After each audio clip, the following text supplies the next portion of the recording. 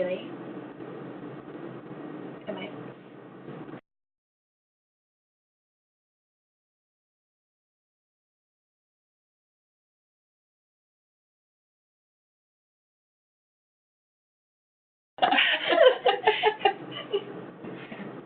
Hey everyone, welcome to Managing a Federal Grant, How to Build an Effective Team. We are so happy you could join us today, and thanks for making the time for this. Just want to let you know that the webinar is recording, and we will circulate that recording with the slides after the event is over. So if you catch something on a slide that you want to go back and reference later, that will be available to you. Please ask questions, if anything comes up as we go through the material. We are going to be monitoring the Q&A box. So, just make sure that that you send anything our way that you want a little bit more information about. We'll also do a little bit more of a formal Q&A process at the end that'll be a little bit more interactive. So there's plenty of opportunity to ask questions as we go. So I just wanted to take a moment to kind of ground this in the National Office's strategic plan. As some of you might remember, 2 years ago, the National Office set out a 5-year strategic plan with 5 goals and 1 cross-cutting initiative. The 5 goals are to enhance operations, diversify revenue, drive greater impact, expand reach, and create positive policy environments. And then we have 1 initiative to embed DEI across all of those goals. So this webinar is connected with Goal 2. The initiative is to increase public funding through the provision of technical assistance. And so this is part of a series of webinars and technical assistance that you'll see coming from us. And so some of you might have joined the last webinar. That was the Untapped Federal Resources webinar. That is available on the National Resource Center in case you missed it. The recording and the slides are available. This one will also go up on the NRC, and then we'll have more content coming soon, including breakout sessions at Town Hall. And if there is a specific program that you want us to feature, want a little bit more information about, please let us know. We've had a lot of interest in Title IV-A, Student Support and Academic Enrichment grants, so we're doing a little bit of research into, what kind of content we can provide that would be helpful there. And so, that's kind of a great example of, we really want to hear from you and know what you're interested in so that we can really align this with the things that you guys want to hear about more. So please let us know, and definitely check the National Resource Center for all of this content. And so, for today's agenda, we'll be doing a financial overview with Manoma, programmatic overview with Megan and Elizabeth, and then a little bit more detail from some of your peers, Steve from CIS of Jacksonville and Tim from CIS of Lehigh Valley. And so with that, I will kick it over to Manoma, who is going to start off our financial overview. Great, thanks, Megan. So just to give you a little bit of background, so I've been with National for 12 years, and in that time we've had multiple federal grants, Department of Ed, Department of Justice, CNCS, and we also we had a OIG audit on our DOJ grant that we went through with our sub-grantees. And so a lot of what I'll talk about here is lessons learned from that OIG audit and systems that we've tried to put in place with the restarted Department of Justice grant that just started back up in October. And so I listed here some of the financial must-haves, and these are just really important things to have in place if you're going to apply for and manage a federal grant. And one of the things that we found is just the most important probably out of all of these is that you really need to have qualified and trained staff and helpful to have federal grant experience. I think some of the things people don't think about, like, for example, we have one grantee who has somebody with audit experience, and because they have that audit experience, they just really have a better understanding of what it takes to meet all the compliance requirements of federal grants. And it's also just important to keep in mind that you may have accounting staff, but having the right number is important, because if you take on a federal grant, the compliance requirements behind them are just very rigorous, and it can be very time-consuming for your accounting staff.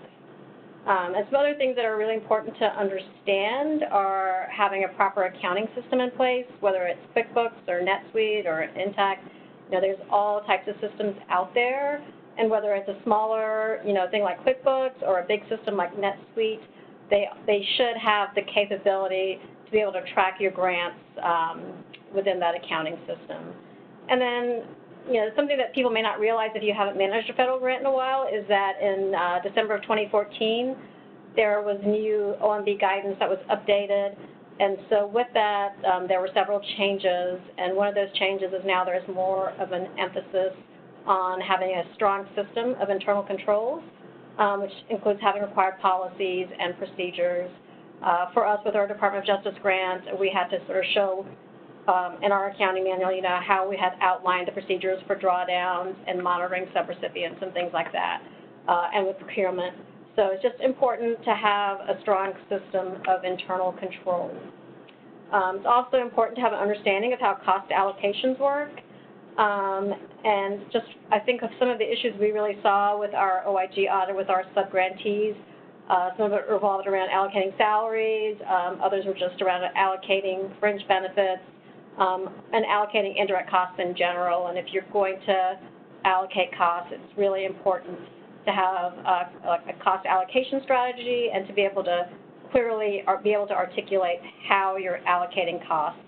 Because when you're charging to federal grants, you just have to really be careful about making sure you're only charging what's reasonable and what's allocable. Because federal government only wants to have you charge what is their fair share.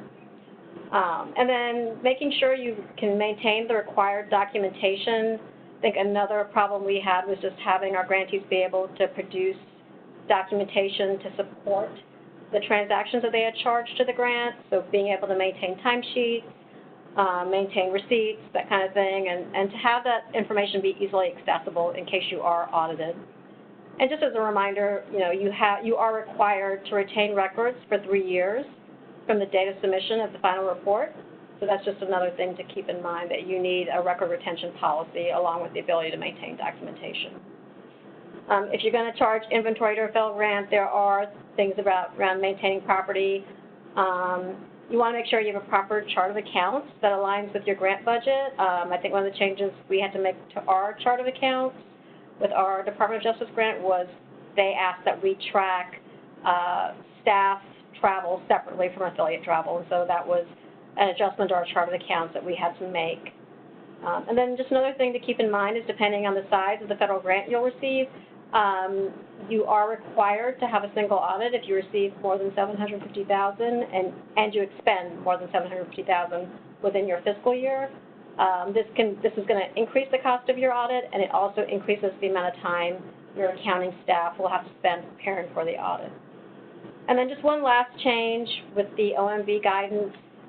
There is more strenuous requirements around subgrantee oversight, and I have a slide later on that, so I won't spend too much time on that. And just one other note before we switch slides. Your federal agency may have their own additional requirements. So with Department of Justice, we have to follow the OMB guidance, but then they also have their own financial guide that we also have to make sure we understand and that we follow. So whoever you're getting money from, you should make sure you understand if they have their own requirements around managing the grant. And then just have a couple of slides on what an adequate accounting system is. Just to make sure that everybody knows, Excel is not considered an adequate accounting system. It's great. It's a great complement to your accounting system, but Excel alone cannot be your accounting system for a federal grant. And just like here, we define what an adequate accounting system is. It's all recipients and sub-recipients are required to establish and maintain adequate accounting systems and financial records. And then the next couple of slides, I just have some pointers on what you want to look for in an accounting system. Like you can see, you need to be able to report revenue and expenses separately for each grant or contract. And so just make sure, like even in QuickBooks, QuickBooks has the ability to track grant revenue and expenses. And so you just want to make sure that you're not just reporting transactions without being able to isolate that grant activity. Accounting system records should be able to show the costs according to the line item categories in the approved budget. Another thing that people may not realize is that your accounting system also has to track your cost share or your matching requirement if you have one. You want to be able to generate reports that show budget to actual, and that your accounting system requires you to support costs with source documentation and be able to track direct and indirect costs separately.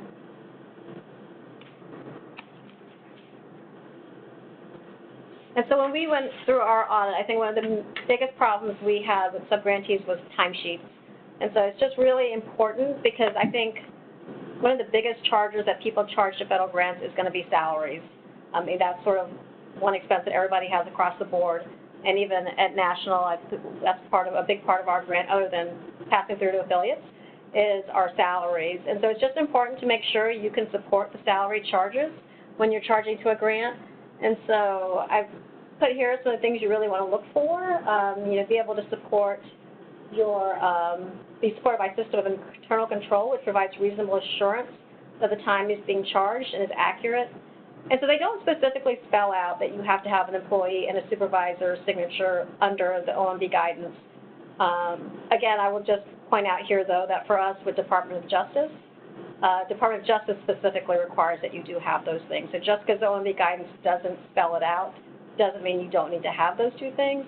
But one thing that having employee and supervisor signature shows is that it shows that reasonable assurance that the time being charged is accurate. And so that's why it is important to have good internal controls in place. You want to also be able to reasonably reflect the employee's total activity. So just make sure, we got a lot of questions with our Department of Justice grant about whether you have to show every single grant that somebody charges to on their timesheet. And they may not be looking for that specifically, but you do need to show all the time in the time period, whether it's vacation, whether it's sick leave, whether it's time worked, and you have to be able to show what hours your employees are working on any federal grants you receive. And then just being able to support the distribution of salary and wages among those specific activities as we just talked about. And then just one last thing on timesheets. So you really need to report actual time worked on the project, not the time budgeted. So the OMB guidance doesn't specifically say you cannot charge based on a budget, as long as that's an interim thing. You eventually have to true up to actuals. National would just say it's better to just charge based on actual time worked on a grant, as opposed to truing it up later, because you just never know what's going to happen as you go through the grant. Somebody could forget, could get audited and you haven't done it, and then you're trying to catch up. So it's just better, I think, as a best practice to charge based on actual hours. And then just some final timesheet need-to-knows. If you're using an electronic timesheet system, which is great, you just need to make sure that it can generate an audit trail of who submitted and who approved. One thing we found is that all electronic timesheet systems are not created equal. And so you really need to make sure that if you're using an electronic timesheet system, you have the proper controls in place that you need to meet the compliance requirements. If you do not have an electronic timesheet system in place and you have employees who are working in different locations, just make sure you have a system in place for receiving timesheets.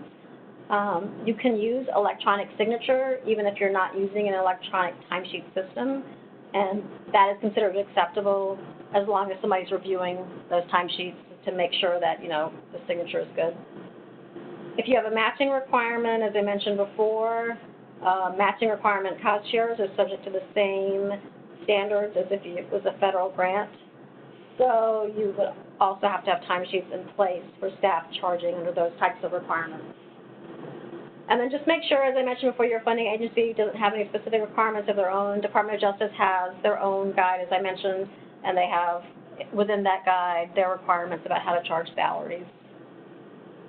And just want to note also, if you're audited, one thing that they're going to look at is they're going to look at what salaries you charge to the grant, and they're going to look to support that and tie that back to your timesheets and to your payroll registers. So just things to keep in mind when you're setting up a system.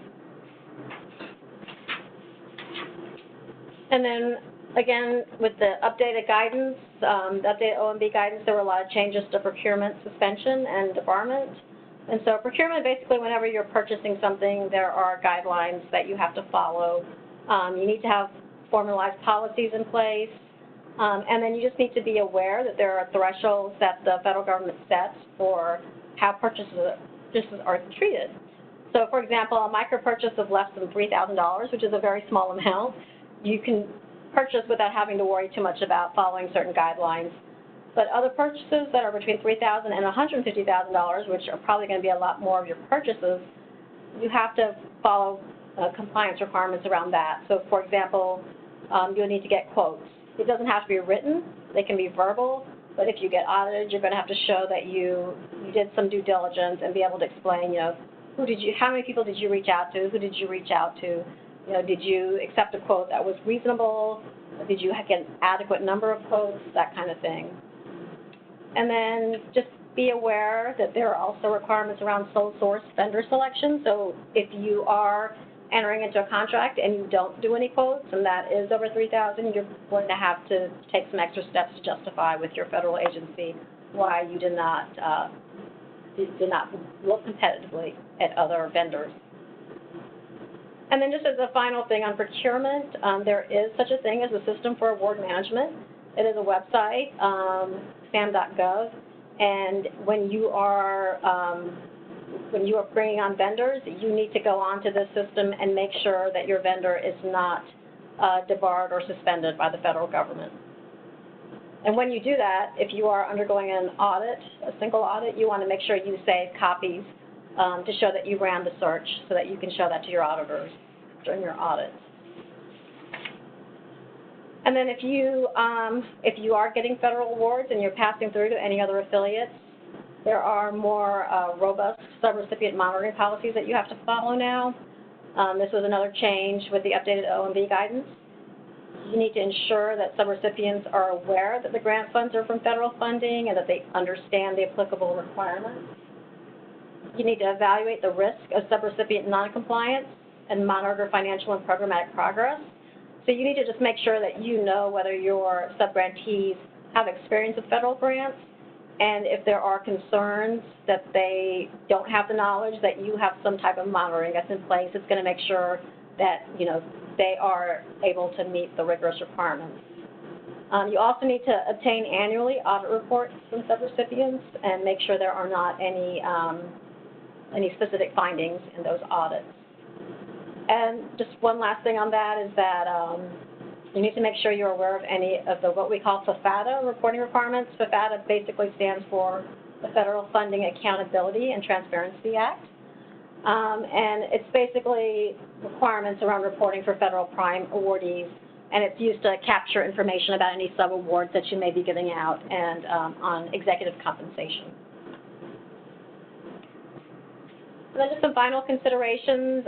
You know, at National, what we tried to encourage with our current Department of Justice grant was to limit the salaries and benefits as much as possible, because when you get into other costs, you know, you have to make sure you have receipts and that type of thing. And if you're allocating costs, it becomes, you know, as I mentioned before, very complicated. You need to have a cost allocation strategy if you're going to allocate costs. Another new thing with the new OMB guidance is that even if you don't have an indirect cost rate negotiated, you can negotiate for a 10% rate with your federal agency. So that's a newer thing that was put in place because a lot of grantees did not have indirect costs. They didn't have a cognizant agency to negotiate an indirect cost rate before getting a grant. And just making sure, as we've mentioned a few times here, if you have a match, it has to meet the same accounting rigor as your federal grant. And that's it. No, that's a lot. That's it? So that's all you have to do. It's super easy. Great. Thanks, Manoma. My name is Megan Robinson. I'm the Director of Program Investments and Partnerships here at CIS National, and I'm going to present the following material with Elizabeth Mejia. So we wanted to kind of kickstart the programmatic alignment conversation with a really brief sort of assessment. And so the following assessment, it's just 5 questions that helps you determine if the funding opportunity is well aligned to your program. So we know that it can be really tempting to pursue funding even if it's not an exact fit with the CIS mission. And so it can be difficult to find funding opportunities, especially federal funding opportunities that are specifically aligned to case management and ISS. And that's why it's especially important to carefully assess if a federal funding opportunity programmatically aligns to your work. So this following assessment can be really be used with any funding opportunity, and so it's a good idea to take some time if you see a funding opportunity that you're interested in. Take some time to think about these different things, get your entire team together, get some of your board members together, maybe even your board chair to discuss the following things. So the first thing that you want to look at is if the program or service described in the RFP, is it core to the CIS mission? Is it complementary to the CIS mission? Or maybe there's other benefits of the funding opportunity that really strategically support CIS. So in terms of being core to the CIS mission, this is kind of the jackpot. This is if you see something that's clearly aligned to case management or ISS. Definitely giving the green light to something like this, full steam ahead, something to pursue. Or maybe it's complementary to the CIS mission. So since CIS affiliates broker a lot of services, you're going to find more funding opportunities that sort of fit into this complementary bucket, if you will. So things like OJJDP's mentoring grant could be complementary to the work that CIS does, or the 21st Century Learning grants could also be complementary. You just want to be careful that in the long run, after several years, it's not going to take you off mission. So it's an important distinction to make. Or maybe there's other benefits to CIS. So that could include things like the opportunity to partner with a strategic community partner in your neighborhood. It may be something like the opportunity to expand into a new district or a new school could also have additional benefits. So again, it's not that that's a red light per se, but it definitely puts up the caution light a little bit in terms of other benefits. You just want to make sure, again, is it keeping you on mission? Another important question to ask yourself is the second thing here. So if the application is unsuccessful, are you going to still provide or seek to provide the program or service, or will you not continue to seek to provide the program? If you're not going to continue in your search, that's probably a red light. It could be a sign that you're just kind of chasing a money trail, so it's an important distinction to make. And then the last question here, if CIS doesn't provide the program that's described in the RFP, is it unlikely that another organization will, or will at least one organization be able to provide that service? So I think a lot of times our rural affiliates find themselves in that first bullet of being unlikely that another organization will. Again, that doesn't mean that you have to go after the funding opportunity.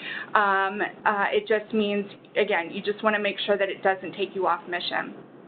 And then if you find that at least one or other organization could provide the service or program, this could really signal an opportunity for partnership.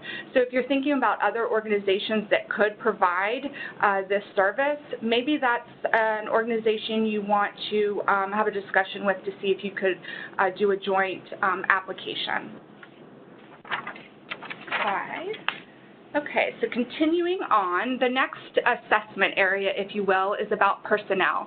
And personnel is really important when you're thinking about your budget, because you want to make sure you're considering all of the different aspects of the grant and the scope of work, and making sure that you have the staff lined up to handle all the different work that you're signing up for. So in looking at this, you want to ask yourself the personnel needed to deliver the program or service described in the grant. So does CIS currently have all the personnel and expertise to manage and deliver the program or service? And this is an important distinction to make in terms of managing and delivering. So with managing, this includes things like developing and coordinating all aspects of the program, so leading and supervising staff, collecting and evaluating report program metrics. It also includes all the financial and administrative aspects of the grant that Manoma just reviewed. And then in terms of delivering, it's directly providing the services offered by the program. And a lot of times CIS affiliates find themselves in a place where they're partnering to do the delivering, since we broker a lot of services. So if you find yourself responding in the first bullet, so you have all of the expertise to manage and deliver, I think that's a clear green light, full steam ahead.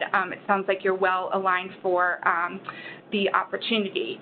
Or maybe you find yourself in the second bullet that you have the personnel and expertise to manage, but maybe you require some additional staffing to deliver. I think this is still a green light. Again, it's not unusual for CIS affiliates to find themselves in this role.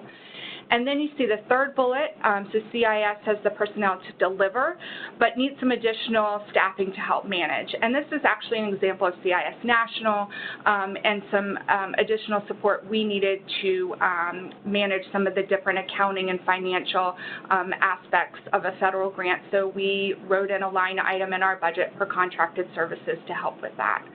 Again, not a bad thing, but it's just important to kind of slow the process down a little bit and make sure that you're accounting for all those things when you put together your budget and your work plan. I think we start to float into the red zone a little bit with the fourth bullet. So if you find yourself needing additional personnel to manage and deliver the program or service, I would start to question, is it really the right opportunity for you, and is it well aligned to your work? So the next thing we want to look at is how the program is aligned to the current work that you deliver. And again, we're going to talk a little bit more about supplanting later on. I think Elizabeth's going to touch on that a little bit. But this is just making sure that the work in the RFP is similar to the work that you currently do. Does CIS currently deliver or has recent delivered? Is it in the first bullet equivalent to the program that's the subject of the grant opportunity? So an example of this is if the funding opportunity is maybe allowing you to add a new site coordinator to an existing site, or maybe it's a service you already directly provide, like a college career readiness program, and you're simply expanding that into a new school site. So that sounds like it's a really equivalent type of match.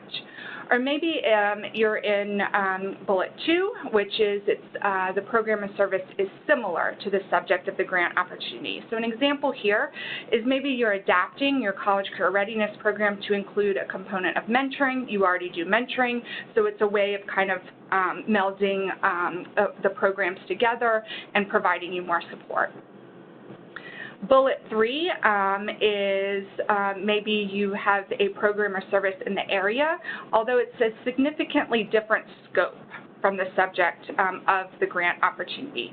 So again, an example here, staying in the same vein of college career readiness, maybe the funding opportunity is asking you to provide career services to parents.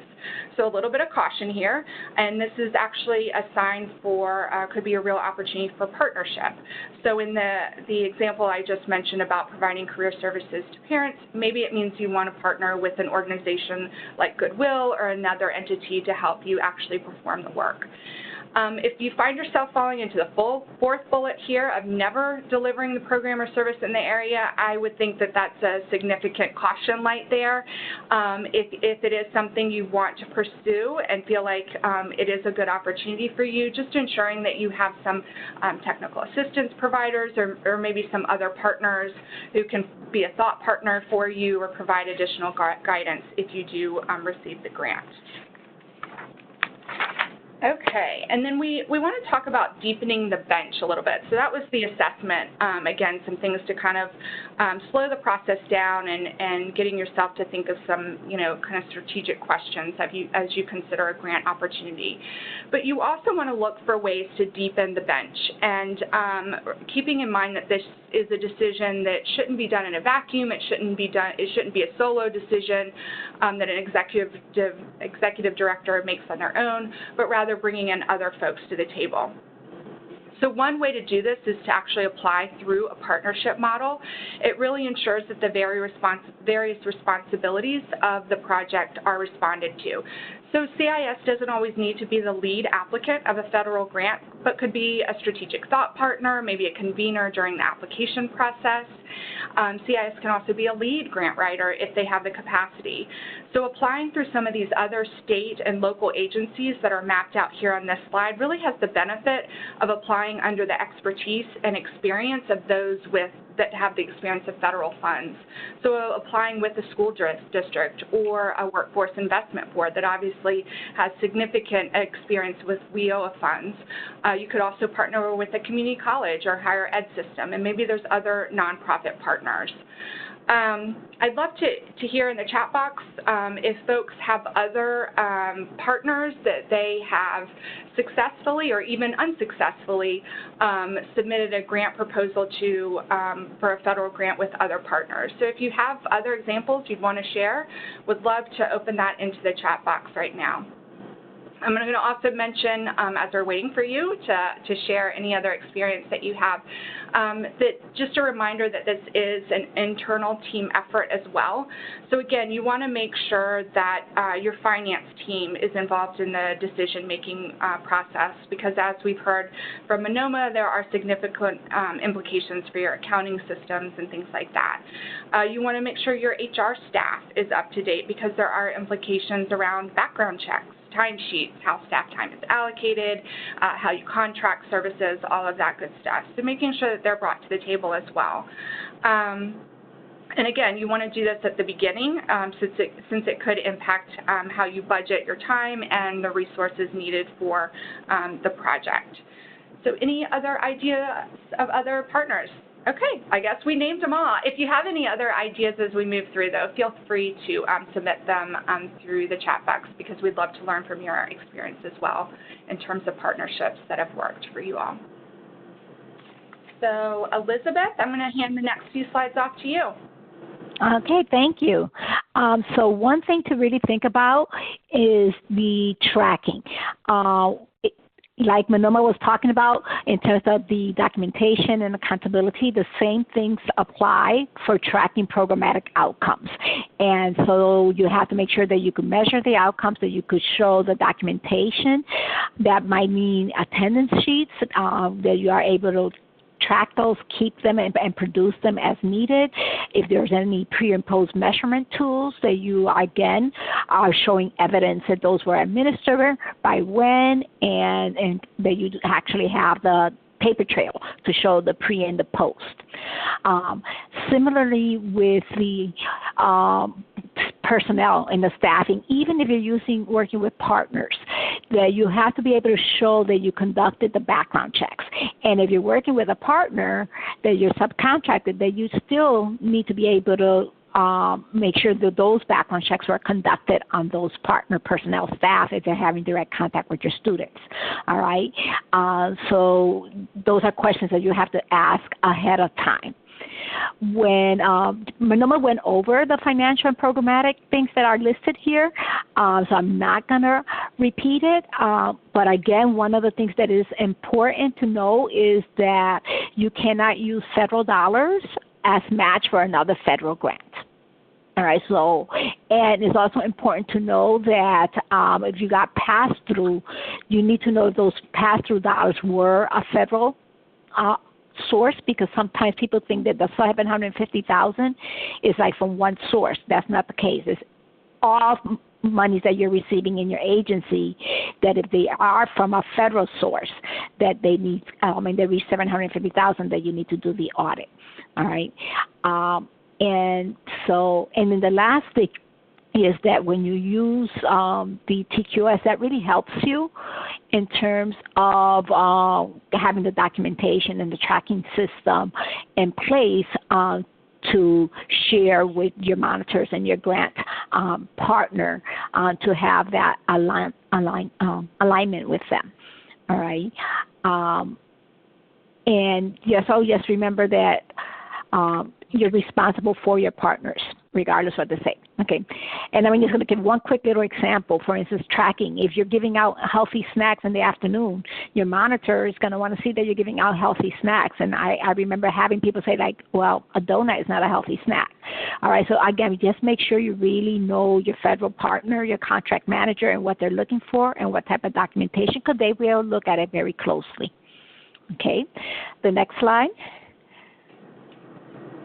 We always talk about braided funding, which is a very good thing and obviously something that we are supporting. However, you just have to be careful that you do not mix your public funding sources with another public funding sources, because that will be seen as double counting. So, for instance, if you're getting federal dollars for a mentoring initiative and then you're getting another pot for the foster care children who are in that same mentor program, you cannot count that. Okay, so you cannot be double counting students or double counting match or funds. So be careful when you are receiving more than one federal source that you have a way of tracking it separately and programmatically separately as well in terms of the attendance and all that.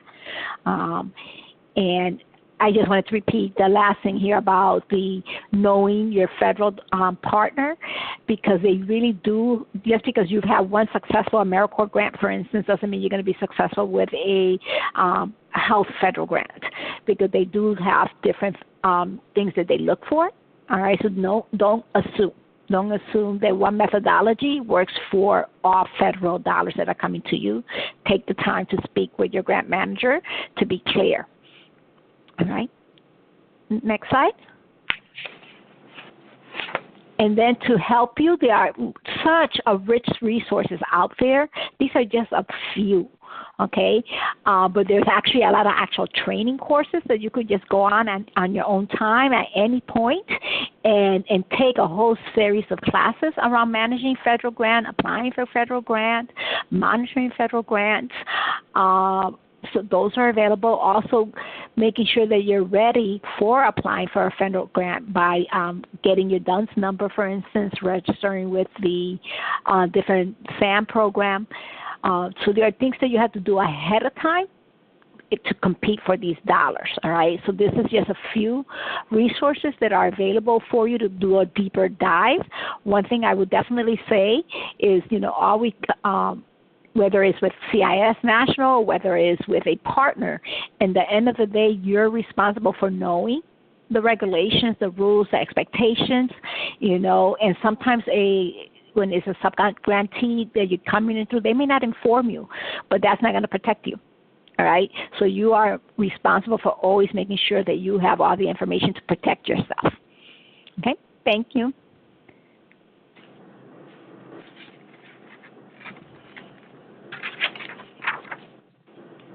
Great. Thanks, Elizabeth. And so with that, I'm going to hand it over to Steve Gilbert, who is going to talk a little bit about his experience with federal grants. Thanks, Megan. Good afternoon, everyone. Managing federal grants and public funding here in Jacksonville is truly a team effort. Our CFO, our program director, our grant writer, they're truly qualified and trained staff that have managed grants for many, many years. We're very fortunate 3.5 years ago to hire our CFO, who came from New York City and managed several federal grants. So I think that's an important thing to kind of kick off my short presentation here. What we thought we'd do is kind of give you an overview of Jacksonville and what our funding looks like. And you can see that public funding is a big chunk of our $7.4 million budget. Our fiscal year runs July 1st through June 30th. We're in 37 schools, and we have 3 divisions and a director in each of those divisions. Our case management is our in-school typical CIS model. We have a federal grant. We're a subcontractor with a Gear Up grant through the school system, DCPS. Achievers for Life is a United Way initiative, middle school initiative. And our school system provides funding for Bridge to Success, which is kids that are 2 years over age for where they should be in our in-school student enrichment program. Our second division is our after-school and summer camp division. We're in 22 sites, funded through the city of Jacksonville. It's public funding. The mayor's budget approved through city council to run our after-school program and our summer camp. And our third division is our AmeriCorps Literacy Division, which is federal funding passed through Volunteer Florida in Tallahassee. The AmeriCorps, if anyone has AmeriCorps, you know that there is a matching requirement with that.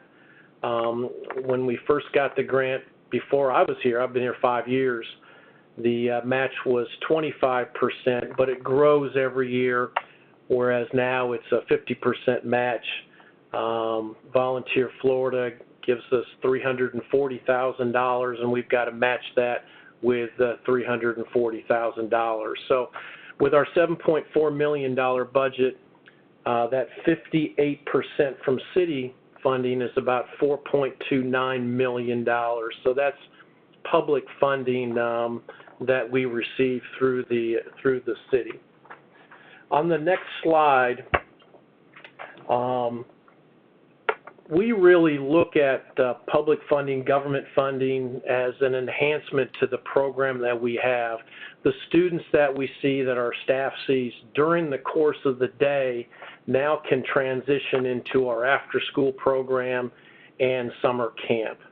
The 6,000 students that we saw last year, that should really read inside of the ISS model. It's tiered support. Our after-school program and summer camp, we really look at that as a Tier 2 model. So we really look at government funding as an enhancement to the in-school case management that we do. Our policies and procedures in the operating structure, I think it's really important when you have public funding, government funding, that you really update and have a strong personnel manual, policies and procedures, and your financial policies are updated. When I got here 5 years ago, we had an advisory council member who was an attorney with the school system, retired, and we asked her to come in here and look A to Z at all of our policies and procedures, our personnel manual, and everything that we were doing financially, because you will be audited. I think it was said earlier, for us, Volunteer Florida, the federal funding for AmeriCorps comes in once a year and audits, and our the Kids Hope Alliance, which is our city funding, will do an audit. So I think it's real important that you have all your ducks in a line as far as that goes. As was mentioned earlier, the financials in the funders, they really want to know how you're spending your money and making sure that that you're not double dipping, that you're avoiding the double dipping. For us, we have multiple funders and multiple support, especially at middle schools. So we've got to be very careful. Our CFO and our folks that work in those schools have got to be very important to separate those dollars.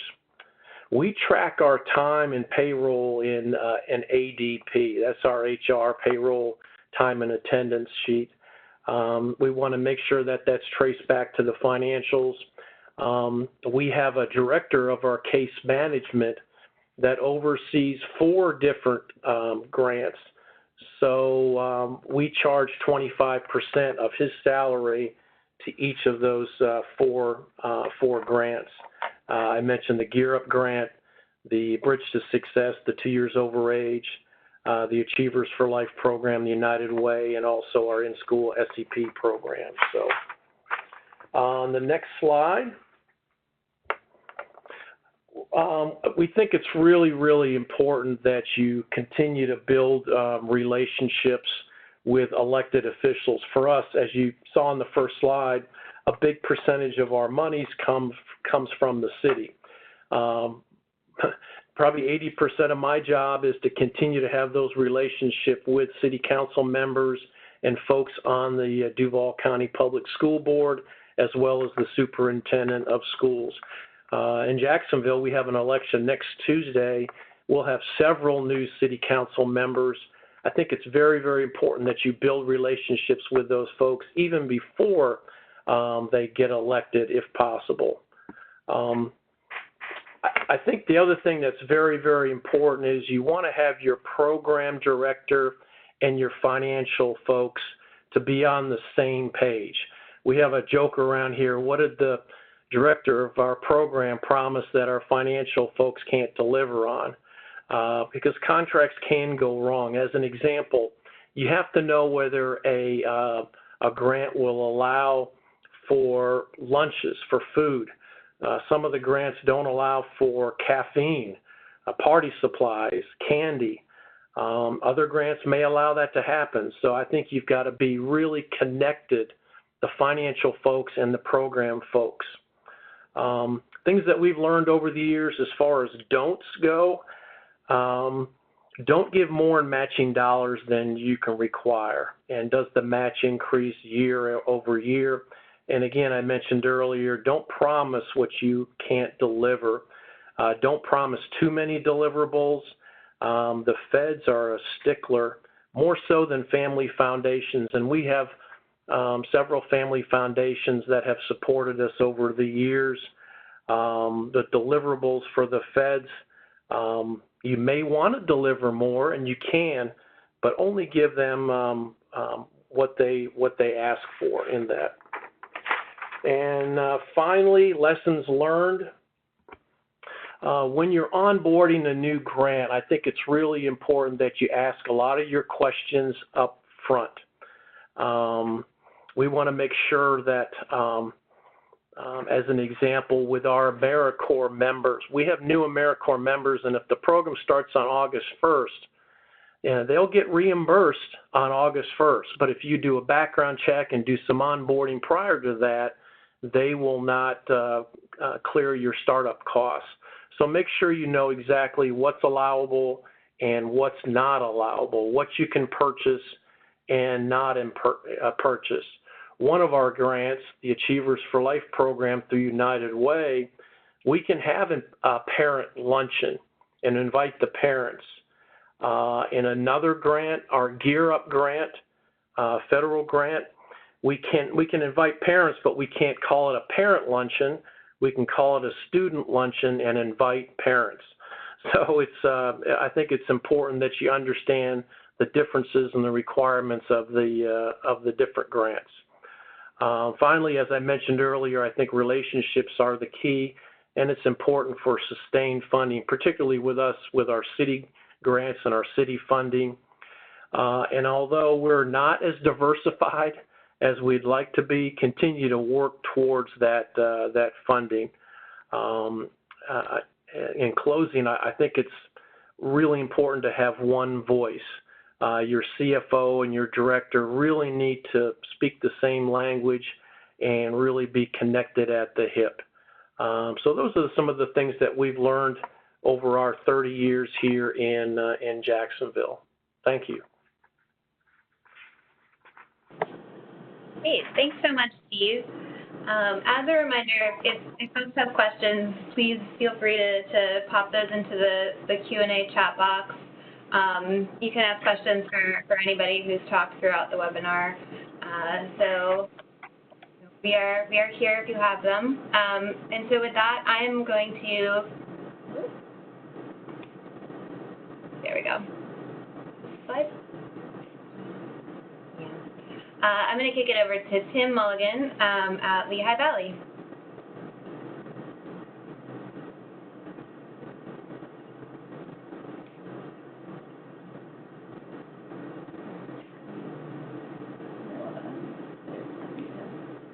Currently, our affiliate is working in three counties. We work in 6 school districts. That's 6 out of 35 school districts in those 3 counties. The organization itself, we had 2 starts, one in 1983. The organization didn't do so well and then was kind of restarted in 1994. In the early 2000s, like many of the CIS affiliates, we were known for something other than integrated student supports. We really put a lot of our energies into alternative education, and that was really our signature program. So in the last 8 or 9 years, what we've been doing is really refocusing ourselves on the primacy of integrated student supports. Today, our affiliate, we're serving in 30 schools. We have 17 sites that are integrated student supports, and continuing to grow. We are currently about a $4.2 million budget. we have about 65 full-time staff and about another 40 part-time staff working in those 30 schools. And we receive, unlike Steve, who had a large percentage of your budget was federal funding, we're more in the neighborhood of about 10% of federal funding. Some of that federal funding we receive directly, and some we are partners in projects, and I'll review some of those. The first one I list here is CDBG, Community Development Block Grant. We're recipients both in cities, urban cities, we're recipients, and also in counties. Those CDBG funds can be used for college and career readiness kind of activities, and that's exactly what we use them for. In the one instance, we're providing a significant portion of our funding, CDBG funding, that supports a full-time staff at a career and technical institute. The other one is 21st Century funding. As some of the other affiliates, we are a recipient. We're also a partner with with a district, a sub-recipient of CDBG funding. The Full Service Community School grant recently was awarded to our local United Way. They're the grantee, but we are a sub-recipient as well in that partnership. And that is allowing us to serve in several schools, including bringing integrated student supports. And finally, we do receive workforce funding. We've done several things with workforce funding over the years. Most recently, a summer jobs program, again in the college and career readiness area, for rising seniors, providing them with work experiences in those summer months. Okay. Also, just want to mention that in the past we have also received other funding through, in Pennsylvania, it's called the Pennsylvania Commission on Crime and Delinquency. We've received funding for a life skills program, again, a complement to our integrated student supports, and some other funding as well through Pennsylvania Commission on Crime and Delinquency. Okay, next slide. And again, here I really kind of go through what I've used that funding for. We can go on to the next slide as well. Some of the lessons learned for us, and again, many of them have already been shared. And I begin by saying not all dollars are good dollars. And again, it goes back to that whole, when an opportunity comes through, an organization, an affiliate has to know its capacity, has to know, will receiving these dollars require us to provide resources and services that we're unable to do at the moment, that would require us to spend additional dollars. So sometimes attracting new money will bring additional costs. So affiliates have to know themselves. They have to know their capacities. They have to know the skills and talents, the people that they have, and whether these dollars are worth pursuing. Secondly, as many of you have said, our program managers and supervisors have to know the grants inside and out. If we're not completely understanding of all of the compliance issues with the grant, what are the, again, policies and requirements that the grant is putting as requirements on the organization. We have to know if we have the people, the training, and the resources in order to take this grant and to get the kind of outcomes that we're looking for. Again, as many of you have said as well, blending federal funding with other existing funding when it makes sense. So that's again, I think, an important area that we have to be looking at. A couple of things as well. One of the things we've learned is the importance of just monitoring, making sure that we're continuing to monitor our outcomes and our results, making sure that we're in compliance, not just at the end of the program year, but midway through, providing our own kind of audits on our programs, and making sure that we're doing what we said we were going to do. And again, as has been said, ensuring that we can get the overhead that's needed, administrative overhead, and making sure we know what is an allowable allocation, what's not an allowable allocation. Those are just a few of the takeaways that we've drawn from our federal funding experience. Great, thanks so much, Tim. And I apologize that some of the slides, folks on the webinar, are a little bit hard to see and kind of falling out of the screen. But we will be circulating a copy of the PowerPoint afterwards, so you'll have the slides to reference back to and can take a closer look at some of the text then. Tim, I have a question in the chat box. Someone is wondering if you could unpack a little bit more how or if the summer job grant ties into case management.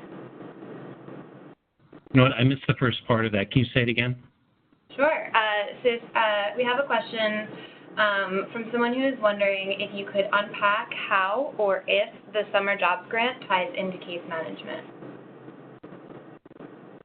Yes, it has.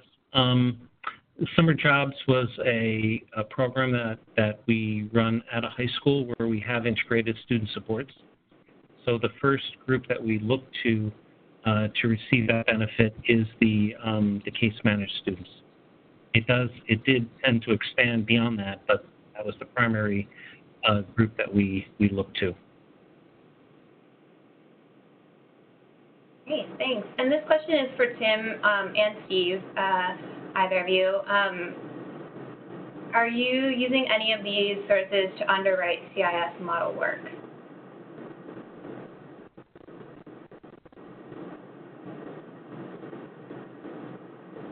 Sure, I'll go first.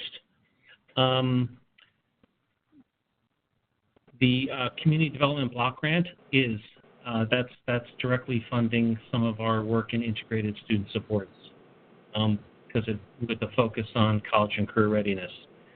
The other one is the Full Service Community School Grant, which in part is funding integrated student supports. 21st Century, we consider that again a complementary resource, and as I said, that Summer Jobs as well targets the students in our integrated student supports program. Great. Yes, and this is Steve in Jacksonville. Our Gear Up grant is a 7-year grant working with middle school kids for 7 years, and our staff will travel with those kids as they get promoted from middle school to high school, and even that first year of post-high school. And yeah, the CIS model is embedded in what they do each and every day. Our big deliverable, obviously, is attendance, but these kids are first-year generation college, and when we got the grant 2 years ago, year and a half ago, we decided to put our elite site coordinators with this grant, the experts, the folks that have been with us for 10 or 12 years doing this kind of integrated student support. So the Gear Up is very much a model of communities and schools and what I'm sure most folks are doing across the country.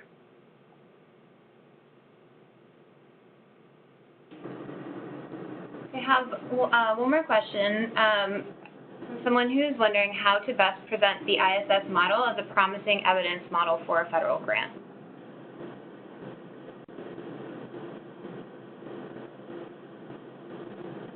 And I think, I could just take sort of a first stab at that question. The national office has on the National Resource Center on our research page several of the randomized control trial that we participated in, and some of our other evidence studies that show the different outcomes of integrated student supports. So there's a lot that is on the National Resource Center that can really be used to build out that case. I think that there is language there that's available that you can use as part of the grant application to demonstrate the alignment of the ISS model as a promising evidence model. There's also a one-pager on there that aligns each of those studies with the tier of evidence in the Every Student Succeeds Act. So if you are applying for a grant from the Education Department, that one-pager is a really useful tool to think about, which bucket does the work that I'm applying for this grant fall into. So some of those things could be helpful. If Tim or Steve have any experience, anything that they've used to help,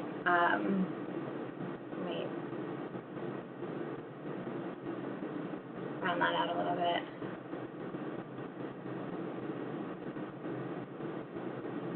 Great, yeah, so definitely check the National Resource Center, and you can always reach out to the national office if you need some help finding some of those resources that we mentioned.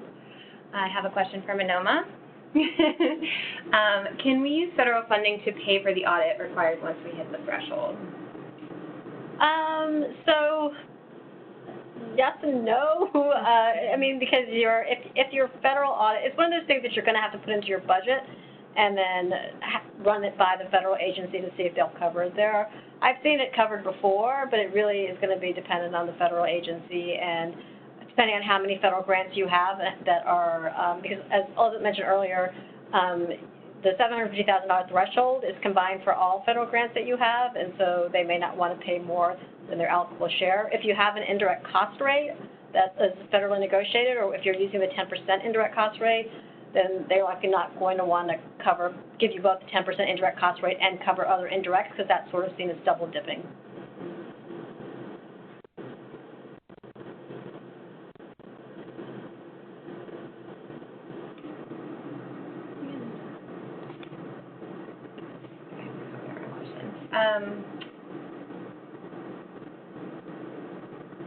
So I have another question. Maybe this is something that Tim or Steve can help with. Do we need a local expert, or will we usually have a good point of contact at the federal agency we may receive funding from?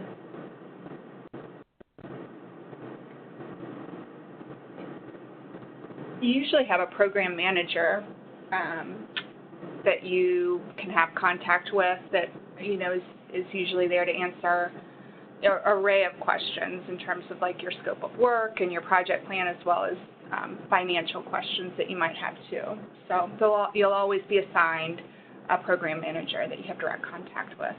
On the financial side, we use both our program manager at the agency as well as the Office of the CFO in direct questions when our program manager doesn't know the answer on financial questions.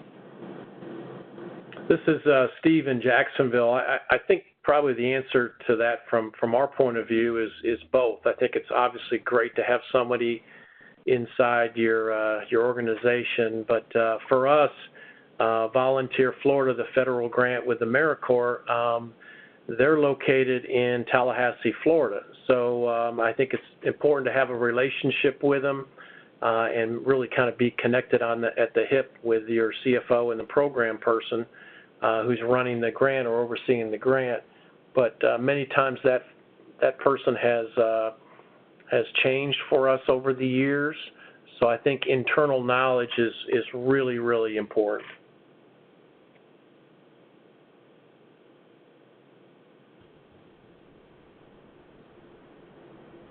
Yeah, I think I would agree with Steve, what Steve just said too, about the importance of internal knowledge. I can think of several times over the course of a 3-year grant, your grant officer is going to change, and sometimes with it there's some differences of interpretation. So it's just important that we of the material ourselves, and as well as rely upon the program managers. And are there any sources of funding that you had used in the past that you might recommend folks stay away from?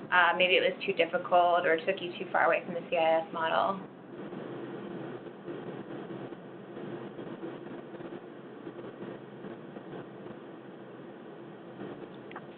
This is Elizabeth. I think that's a hard question because it's going to depend on the RFP and what they're looking for, and it's going to be hard to kind of like generalize that across the board. So I think you're going to have to take it case by case when an opportunity comes from, and also how that looks like in your community. So for instance, the workforce dollars has been very good opportunity for some affiliates throughout the network. However, in some states they have not. So you can't generalize one across the other. You kind of have to know your particular state and maybe even have conversation with others who have received funding from that particular source. That might be very helpful. I think this is Stephen Jacksonville, and I would say the exact same thing that Elizabeth said. I mean, when you work with the DOE down here in the state of Florida, that may be totally different than the Department of Education in another state. So I think, talking to peers that maybe have gotten funding from those sources is a good first step to see what their experiences are, especially when you're going into a new grant cycle.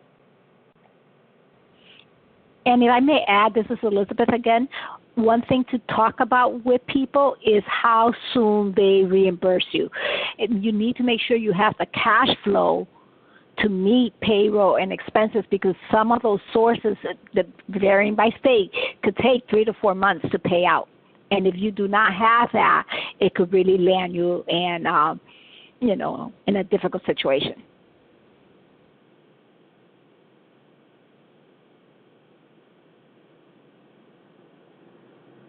All right, well, thank you so much, everyone. Looks like we have no more questions. So I am just going to wrap up, and again, apologize for the fact that the slide is unreadable here.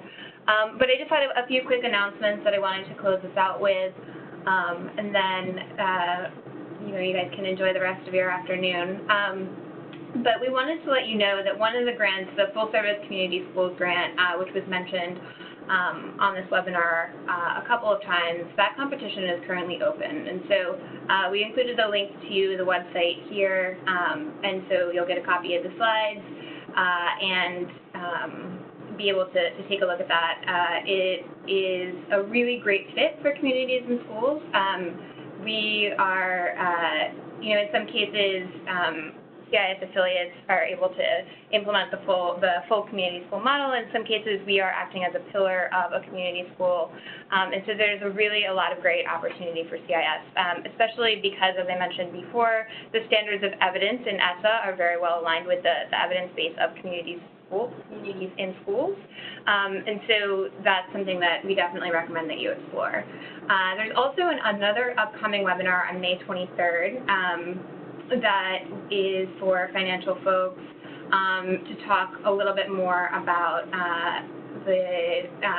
about managing financials and nonprofit. I was going to read the slide, but I actually can't see it. So you want me to do more information? Yeah. So we are going to be having a webinar on May 23rd, nonprofit financial statements and key transactions. And it's not just for financial folks. It could be of interest to other people in your organization, executive directors. It's going to be an overview of financial statements, the balance sheet, your statement of activities, functional expenses, and also talk about, contributions versus exchange transactions and restricted revenue, net assets. It's being presented by our audit partner at Johnson Lambert, and Johnson Lambert is offering CPE credit for anybody. If you have any CPAs out there and they need some CPE credit, definitely you will be allowed credit on this. But again, it appeals to not just your financial staff, EDs, or anybody else who just wants to sort of have an overview of nonprofit financial statements would benefit from this. Great, thank you. And then just two final things, newsletter resources from the national office. So we have the grants alert that we use as a way to kind of let folks know when we learn about additional opportunities. So these are both private and public dollars, but it's a really great way to learn about some more opportunities that the national office thinks are conceived as a really good fit for the CIS model. And the final thing is Policy Points, which is the policy team's newsletter that comes out monthly, and that has updates about the federal budget process, as well as some other federal policy updates. But it's a really good way to kind of stay updated about what's going on with the budget. There's always sort of uncertainty at the federal level about what level of funding programs are going to get, or what is going to be funded and what isn't. So it's kind of good to stay aware of things like that. For example, the president's budget was just released today, so there'll be, and we just ended the FY19 budget process, but we are starting again. And so there'll be a lot of information coming soon about, what Congress is doing in terms of appropriations this year, and so that can kind of really help inform strategy about the programs that you're kind of watching and thinking about applying for. Great. So thank you so much to everyone for joining, and thank you to our panelists, and we really appreciate you guys sharing your time and expertise with us. And we will follow up with the PowerPoint slides and a recording of the webinar as the recording is ready. So thank you so much.